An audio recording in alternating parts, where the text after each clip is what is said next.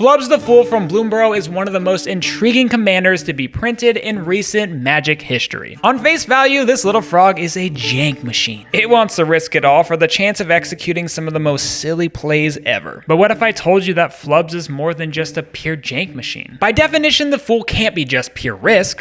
This commander is a reference to the classic tarot card, the Fool. The Fool symbolizes the embrace of new beginnings, the expansion of one's horizons, and the willingness to take risks. Guided by intuition. So yes, of course, today's deck has some risky plays, but it's also guided by intuition. And the intuition is truly in the heart of the cards of this well-built deck. When Flubs is out, what you draw is what you play. Hell, once Flubs is out, you might as well just play with your hand revealed. And when you have no cards in your hand, just flip over the card and let the table know what's about to happen. This time it was a mountain. And sure, you may be silly for it, but there sure is something freeing about being a silly little fool. Today's deck is fun, silly, all while being consistent so you can win at any table that you sit down at. So grab your favorite tarot card and put on some lipstick because we're about to kiss the frog known as Flubs the Fool. Leave it in. Flubs the Fool, dude. Let's go.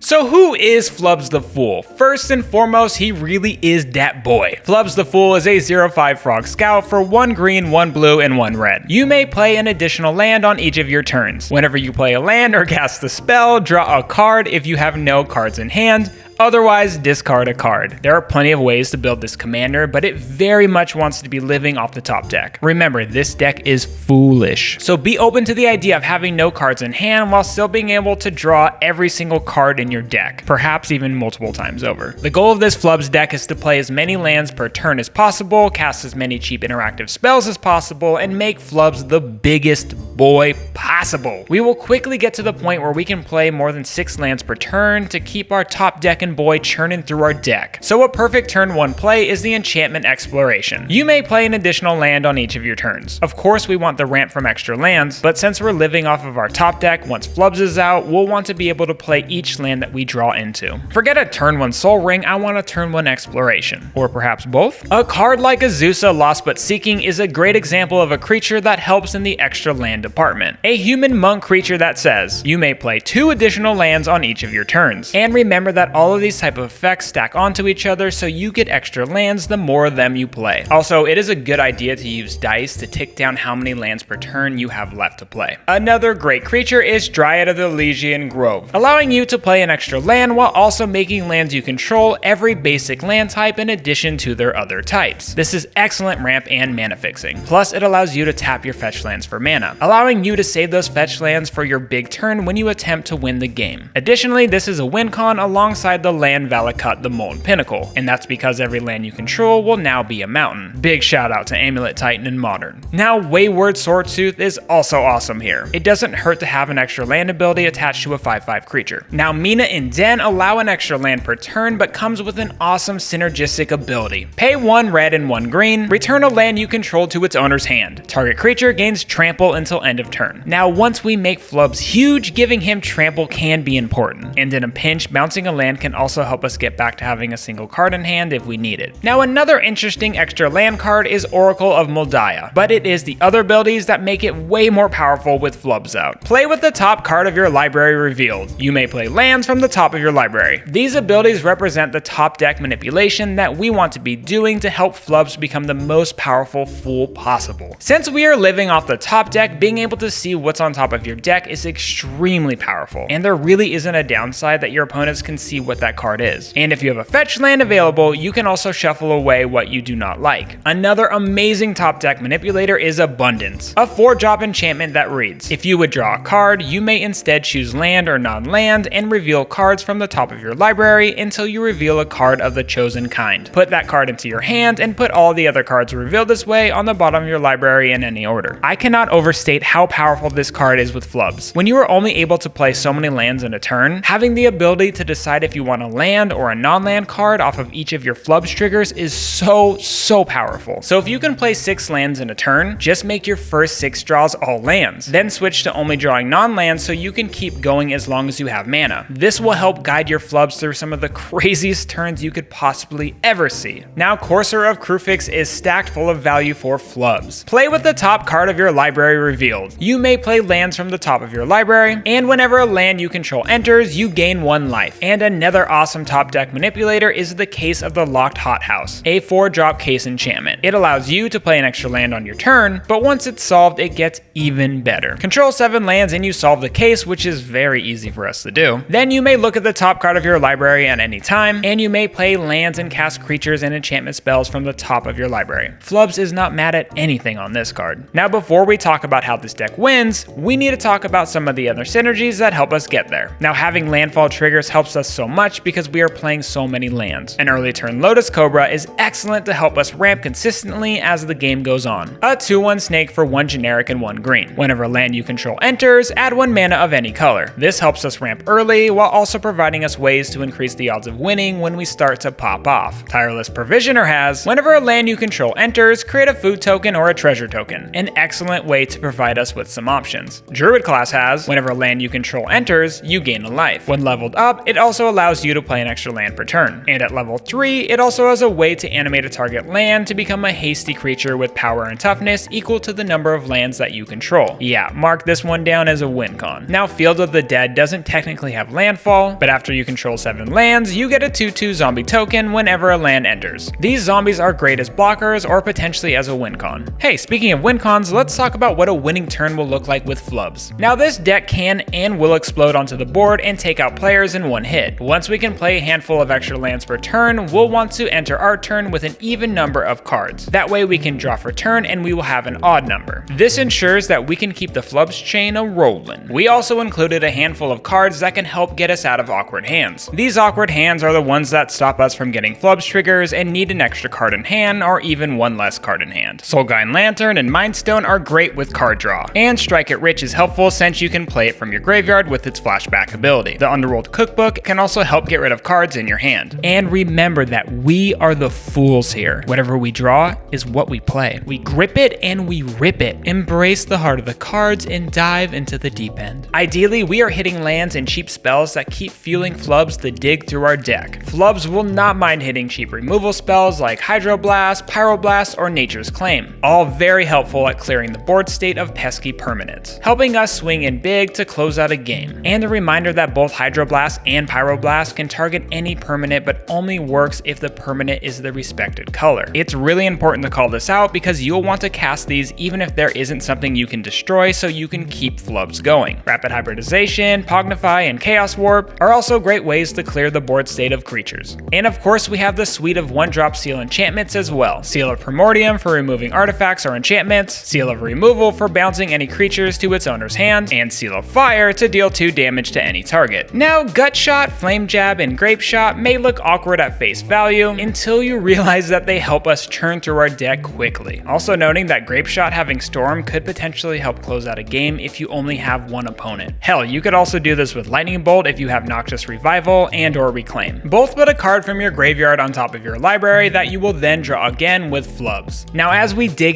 through our deck, we will also be hitting a bunch of cheap artifacts as well, most of them ranging from 0 to 2 mana. Hitting a card like Lotus Petal is amazing because it allows us to get a Flubs trigger without having to pay anything to produce a mana of any color. And of course goes the same with a card like Mox Amber. And lastly, before we talk about win cons, I do want to call out ramp cards that can be incredibly helpful to set up a winning turn. Summer Bloom allows you to play an extra 3 lands on top of what you are already allowed to play. A card so good it was banned in Modern. Journey of Discovery can be a slightly less powerful impression of Summer Bloom. And 2 mana ramp cards like 3 Visits and Nature's Lore are excellent as well. They help fix our mana colors and put lands into play untapped. But which cards are we exactly digging for to help close out the game? First up, we have Black Blade Reforged, a 2-drop artifact equipment that costs 3 to equip to Flubs. Equip creature gets +1/+1 for each land that you control. Turn Flubs into one ginormous fool and take a player out, especially if you've given him Trample with Mina and Den or Shadow Spear. A similar win con is Diviner's Wand, a 3-drop artifact equipment with an equip cost of 3. Equipped creature has whenever you draw a card, this creature gets +1/+1 and gains flying until end of turn, and pay for a draw card. If this is played out early in a turn before we draw out our deck, this is going to make Flubs